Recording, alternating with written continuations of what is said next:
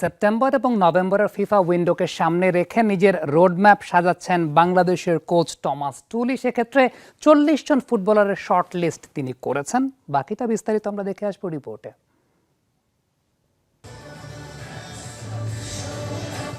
বাংলাদেশে এসে দারুণভাবে মানিয়ে নিয়েছেন। কিংস অ্যারেনায় ফর্টিস মুরাস ম্যাচ দেখতে এলে ভক্তরা ঘিরে ধরলেন। ফটোগ্রাফ অটোগ্রাফে বিনয়ী টমাস জুলি সময়ও দিলেন। সেপ্টেম্বর ও নভেম্বর ফিফা উইন্ডোকে সামনে রেখে সুনির্দিষ্ট রোডম্যাপ তৈরি করছেন বাংলাদেশের হেড কোচ। 40 জন ফুটবলারের শর্টলিস্ট করছেন ডুলি। এদের থেকেই সেপ্টেম্বর ও নভেম্বর সাফের জন্য দল গড়বেন। আগস্টের শেষ থেকে শুরু হওয়া ঘরোয়া লীগ মাঠে গিয়ে দেখার পরিকল্পনা। তবে বড় চমক, বেশ কিছু প্রবাসী ফুটবলারদের ট্রায়াল আগামী মাসে নেয়ার পরিকল্পনাটি। We have some players coming in and after the 11s and we have a little tryout that they can come in, can show what they have. আমি প্রায় 40 জন ফুটবলারের একটি শর্ট লিস্ট করছি। এদের থেকেই সেপ্টেম্বর ও নভেম্বর উইন্ডোতে দল গড়ব। আগামী মাসের 11 তারিখের পর প্রবাসীদের একটা শর্ট ট্রায়াল নেওয়ার চেষ্টা করছি। সাফের আগে কমপক্ষে 4টি ম্যাচে খেলতে চাই।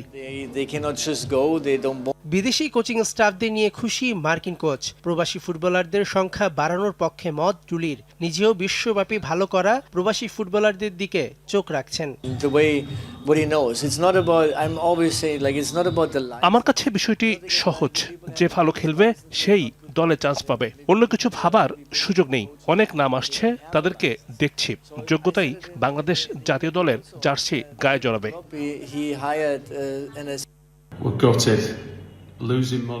তবে সাম্প্রতিক সময়ে বয়সভিত্তিক দলের ইংলিশ কোচ জেরার্ড জোন্সের বেতন না পাওয়ার দাবিটি চোখে এসেছে তার। ডুলির দাবি, বাফুফের সকল কোচদের সময় মতো টাকা দিচ্ছে, সবকিছু কারে নিতে না। He said it, everything else. I don't know what the details are.